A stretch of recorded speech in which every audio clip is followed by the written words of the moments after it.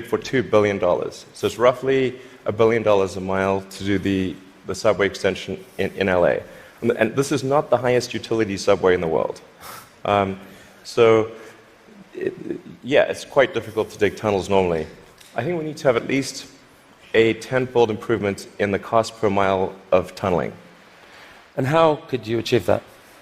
Because actually, if you just do two things, you can get to approximately an order of magnitude improvement, and I think you can go beyond that. So the first thing to do is to cut the tunnel diameter by a factor of 2 or more.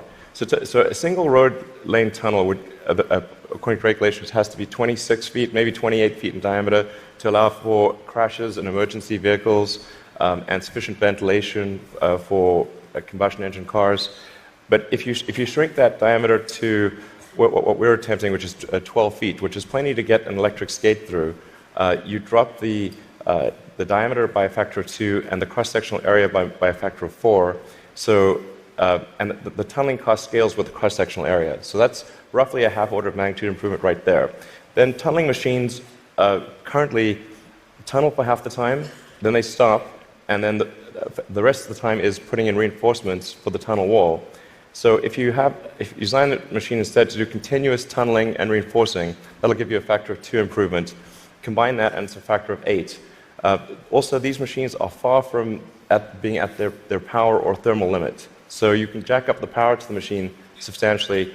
I think you can get at least a factor of 2, maybe a factor of 4 or 5 improvement on top of that.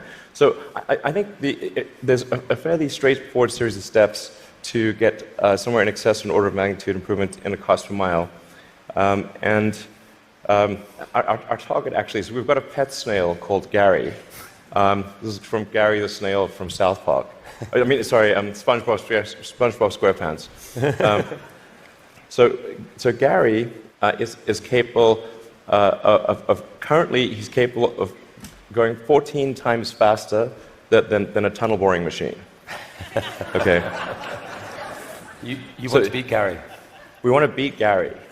Yeah. He's not a patient little fellow, and we want that will be victory. Victory is beating the snail. But a lot of people dreaming about future cities, they imagine that actually the solution is sort of flying cars, drones, etc. You go above ground. Why isn't that a better solution? You save all that tunneling cost.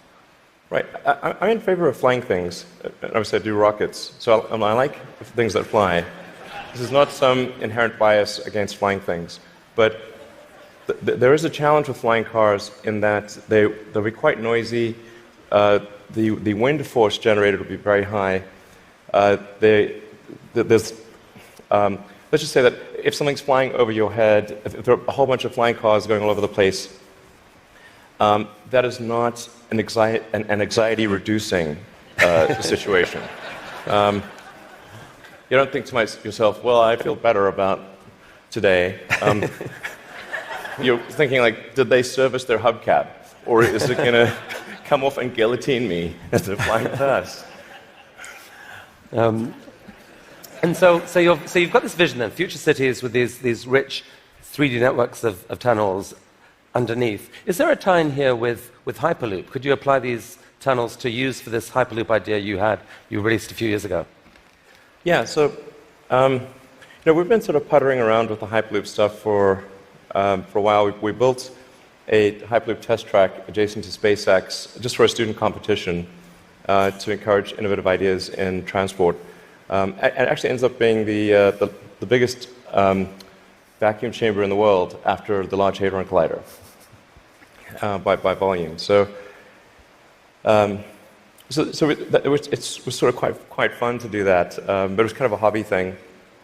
And then we think we might. So we developed a little pusher car to push the student pods, but we're going to try seeing how fast we can make the pusher go if it's not pushing something.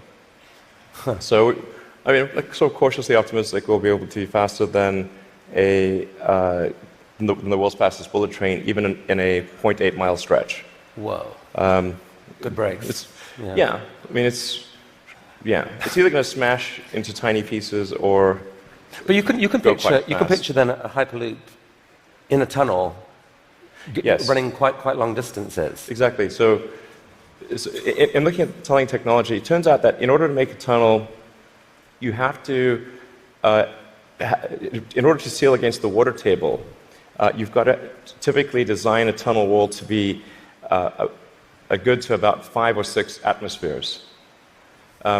So to go to vacuum is only 1 atmosphere, or near vacuum. So actually, it sort of turns out that automatically, if you build a tunnel that is good enough to resist the water table, it is automatically capable of holding vacuum.